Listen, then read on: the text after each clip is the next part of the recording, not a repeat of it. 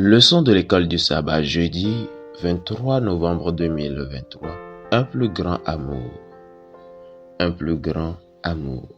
Comme nous le savons tous, et comme nous le savons trop bien, les besoins ne finissent jamais. Si vous êtes prêt à aider les autres, vous aurez beaucoup d'opportunités. Qu'il s'agisse d'amis proches ou de réfugiés éloignés, les gens sont dans le besoin et nous devons faire ce que nous pouvons, quand nous le pouvons, pour aider. Tout au long de son ministère terrestre, Jésus aidait ceux qui ne pouvaient pas s'aider eux-mêmes. Dans certains cas, il prenait l'initiative et allait vers ceux qui sont dans le besoin. Dans d'autres cas, comme dans le cas des hommes qui avaient fait descendre le paralytique du toit pour l'amener à Jésus, des amis prenaient l'initiative.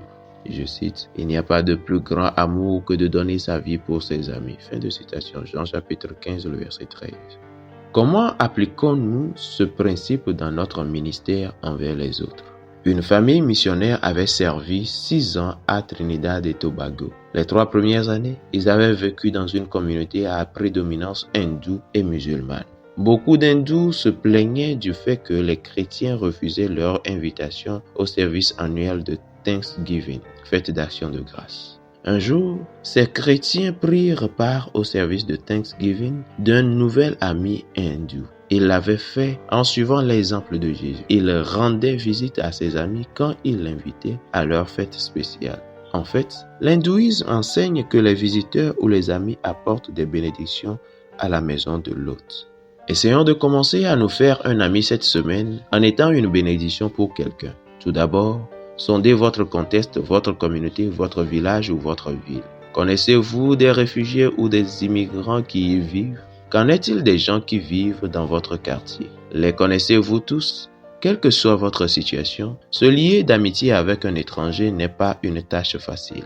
Prions et demandons de l'aide à Dieu. Il connaît tout le monde et connaît l'étranger avec qui vous pouvez devenir amis. Rappelez-vous, le but est d'être leur ami afin de les conduire à Dieu pour obtenir de l'aide. Défi hebdomadaire. Défi 1. Renseignez-vous sur les étrangers ou les non-chrétiens qui vivent dans votre pays.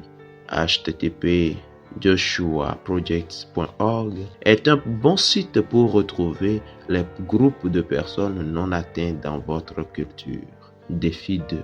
Identifiez quelqu'un dans votre sphère d'influence. Commencez à prier régulièrement pour la personne après avoir répondu aux questions suivantes. Cette personne est-elle mon amie selon le modèle d'amitié de Jésus? Est-ce que je connais les besoins de sa vie? Comment puis-je la conduire à Jésus pour la guérison? Fidèles auditeurs et internautes, que Dieu nous aide à relever ces défis durant cette nouvelle semaine au nom de Jésus. Amen.